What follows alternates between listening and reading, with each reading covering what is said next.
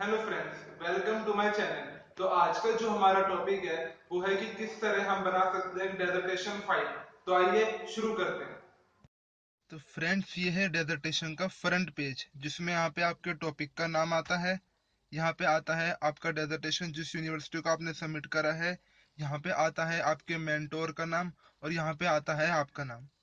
Dissertation के front page के बाद आता है डिक्लेरेशन, जिसमें आप ये डिक्लेयर करते हो कि जो डेजर्टेशन है वो आपकी ओन रिसर्च से आपने बनाया है। साथ के साथ जो भी कंटेंट डेजर्टेशन में डाला गया है वो आपकी बेस्ट ऑफ नॉलेज से है।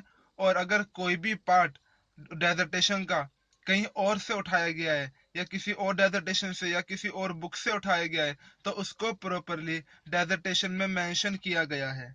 डिक्लेरेशन के बाद आता है आपका सर्टिफिकेट का पेज। सर्टिफिकेट जो है ये आपको आपका मेंटोर इशू करता है आपके डेजर्टेशन को पढ़ने के बाद, जिसमें लिखा जाता है कि जो डेजर्टेशन है वो मेंटोर के सुपरविजन के और उसके गाइडेंस के अंडर बनाया गया है और उसमें जो भी चीज मेंशन की गई है वो बेस्ट ऑफ नॉलेज से है।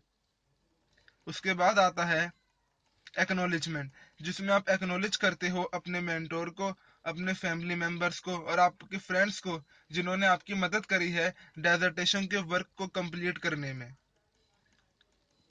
उसके बाद आती है टेबल ऑफ कंटेंट्स, जिसमें पहले डिक्लेरेशन का पेज, एक्नॉलेजमेंट का पेज, सर्टिफिकेट का पेज, लिस्ट ऑफ केसेस के पेज, एब्रीविएशंस के पेज और उसके बाद आते हैं आपके चैप्टराइजेशन, चैप्टर 1।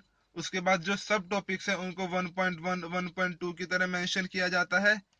चैप्टर फर्स्ट में literature review, hypothesis of study, statement of problem, aim of study, objective of study, research methodology और चैप्टराइजेशन स्कीम होनी बहुत जरूरी है। उसके बाद आपके चैप्टराइजेशन आते हैं यहाँ पे। उसके लास्ट में आती है आपकी बिब्लियोग्राफी और उसके बाद आते हैं आपके list of cases. List of cases में वो केसेस आते हैं जो आपने अपने डेजर्टेशन में मेंशन करे हैं। जैसे कि यहाँ आप देख सकते हैं कि मैंने अल्फाबेटिकल नंबर से सारे लिस्ट ऑफ केसेस को मेंशन किया है यहाँ पे। उसके बाद आते हैं एब्रीविएशंस। एब्रीविएशंस मतलब वो शॉर्ट फॉर्म्स होती हैं जो आपने यूज करी है अपने डेजर्टेशन में।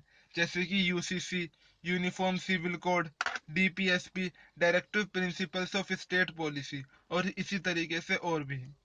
उसके बाद आपका चैप्टर शुरू होते हैं। इंट्रोडक्शन, जो पहला चैप्टर होता है वो आपका इंट्रोडक्शन का होता है, जिसमें आप एक बेसिक बैकग्राउंड बताते हो अपने टॉपिक के बारे में। कोई भी मटेरियल अगर आपने किसी भी बुक, किसी भी वेबसाइट या किसी भी और डेजर्टेशन या किसी भी रिसर्च वर्क से उठाया है तो आपको उसको फुटनोट्स में मेंशन करना होता है। फुटनोट्स के लिए हमें यहाँ पे रेफरेंसेस पे क्लिक करना होता है और जैसे आप रेफरेंसेस पे क्लिक करेंगे इंसर्ट फुटनोट का ऑप्शन आप देख सकते हैं। यहाँ से आप हर चीज को फुटनोट में मेंशन कर सकते हो। जैसे कि आप देख सकते हैं कि यहाँ पे आता है वो चीज जो आपने सर्च करी थी, साथ के साथ यूआरएल वेबसाइट का और उसके साथ आती है वो डेट जिस दिन आपने उसको विजिट करा था। जो आपका फर्स्ट चैप्टर होता है उसमें कुछ और भी चीज आती है जैसे कि लिटरेचर रिव्यू। लिटरेचर रिव्यू में हम उस बुक्स को, वेबसाइट्स को और जर्नल्स, आर्टिकल्स को मेंशन करते हैं जो हम लेते हैं अपने डेजर्टेशन को बनाने के लिए। जैसे कि online journals, websites, books, statutes, newspapers, उनके कॉलम्स, डिबेट्स जो कि न्यूज़ चैनल्स पे होती हैं। उसके बाद आता है हाइपोथेसिस ऑफ स्टडी। जब भी हम कोई भी डेजर्टेशन या कोई भी थीसिस तैयार करते हैं तो हमें हर एक चीज का हाइपोथेसिस लेना पड़ता है और वो हम यहाँ पे लिखते हैं। हाइपोथेसिस के बाद आता है statement of problem. Statement of problem में आता है कि क्या प्रॉब्लम है ये उस टॉपिक से रिलेटेड जो उसको इनेक्ट होने में या फिर जिस वजह से उस टॉपिक का या किसी भी चीज का प्रॉपर इनेक्टमेंट नहीं हो पा रहा। स्टेटमेंट ऑफ प्रॉब्लम के बाद आता है एम ऑफ स्टडी, कि क्या एम है हमारी इस स्टडी का, कि क्या चीज हम फाइंड आउट करना चाहते हैं अपनी इस स्टडी से। जैसे कि आप देख सकते हैं जो मेरा टॉपिक है यूनिफॉर्म सिविल कोड, तो यहाँ पे जो हमारा एम ऑफ स्टडी है वो है सबसे पहले हिस्ट्री निकालना यूसीसी की। उसके बाद जानना कि यूसीसी है क्या। उसके बाद कि किस तरीके से यूसीसी मेंशन किया गया है हमारे इंडियन कॉन्स्टिट्यूशन में। उसके बाद कि किस तरीके से डीपीएसपी यानी कि जो directive principles of state policy हैं उसमें यूसीसी को अपनी जगह मिली। क्या प्रोज एंड कॉन्स हैं यूसीसी के, क्यों जरूरत है यूसीसी को लाने की, और एनालाइज करना कि क्यों अभी तक यूसीसी इनेक्ट नहीं किया गया है।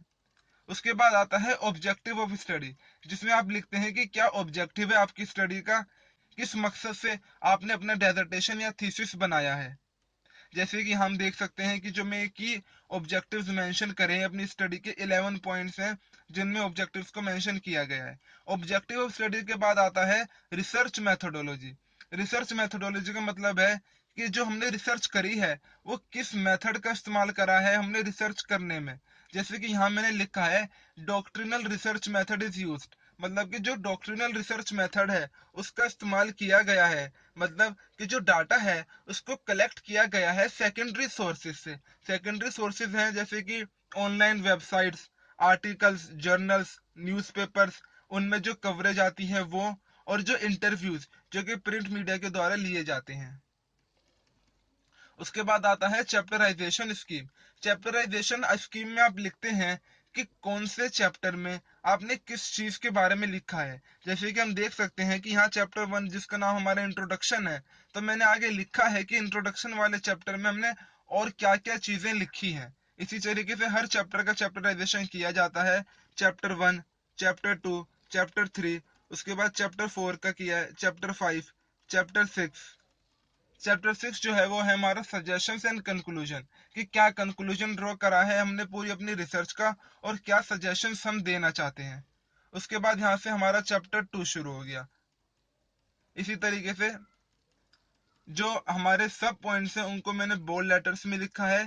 साथ के साथ फुटनोट्स का आप हमेशा ध्यान रखें कि फुटनोट्स में जो भी कोई बुक, कोई भी आर्टिकल, कोई भी स्टैट्यूट को आपने कहीं से भी उठाया है, किसी भी सोर्स से उठाया है, तो उस सोर्स को हमेशा अपने फुटनोट्स में जरूर मेंशन करें, अदरवाइज वो प्लेगरिज्म में आ सकता है। जैसे कि यहाँ मैंने एक बार फिर से मैं आपको दिखाऊंगा कि मैंने टॉपिक का नाम लिखा है, ये अवेलेबल एट यूआरएल लिखा है वेबसाइट का, किस तारीख को मैंने उस वेबसाइट पे विजिट करा है वो भी लिखा है।